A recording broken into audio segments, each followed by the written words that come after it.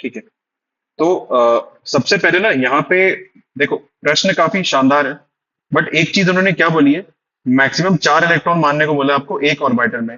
सबसे पहले मुझे बताओ, अगर मैं बोलूं पी ऑर्बिटल, अगर मैं बोलूं पी ऑर्बिटल में कितने इलेक्ट्रॉन आ सकते हैं, तो क्या बोलोगे? जवाब यह है कि पी सबशेल में 6 आते हैं, ठीक है।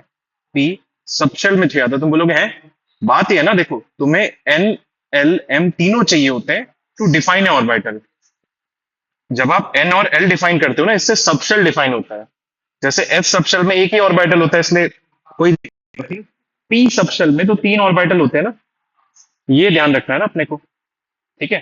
तो शेल, सबशेल, उसके बाद एम, मैग्नेटिक क्वांटम नंबर के बाद आता है क्या? ऑर्बिटल, है ना। ऑर्बिटल के लिए क्या चाहिए होता है आपको?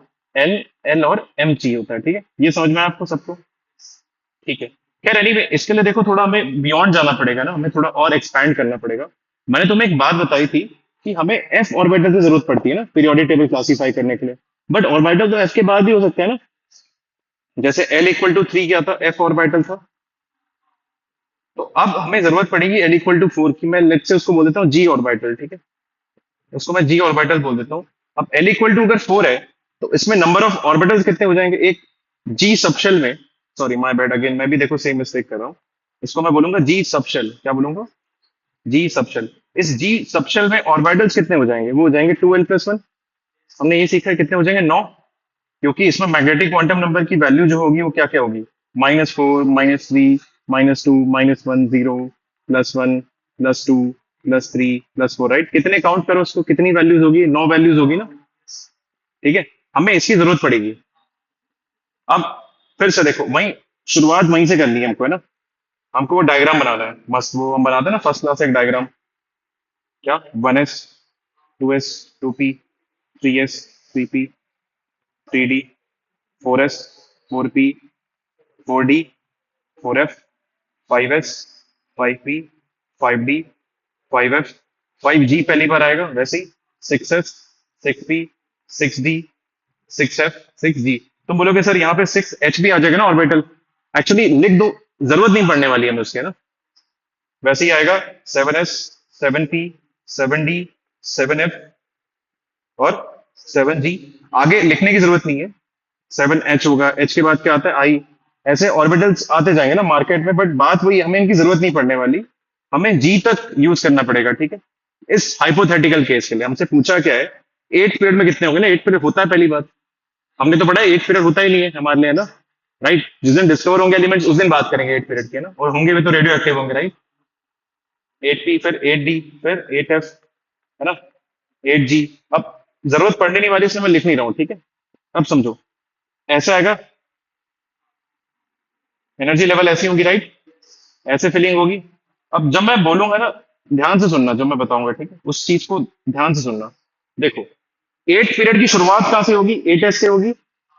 8 पीरियड की शुरुआत कहां से होगी? 8s से होगी। लेकिन जैसे ही इलेक्ट्रॉन 9s में चले जाएंगे, वैसे ही अंत हो जाएगा किसका? 8 पीरियड का ना। इलेक्ट्रॉन जैसे ही 9s में एंटर मारेंगे, अंत हो जाएगा किसका? 8s, सॉरी 8 पीरियड का अंत हो जाएगा ना।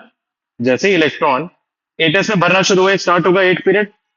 जैसे ही 9s में भरा हो, 9 पीरियड का स्टार्टिंग हो जाएगी ना, या फिर 8 पीरियड का एंड हो जाएगा, राइट।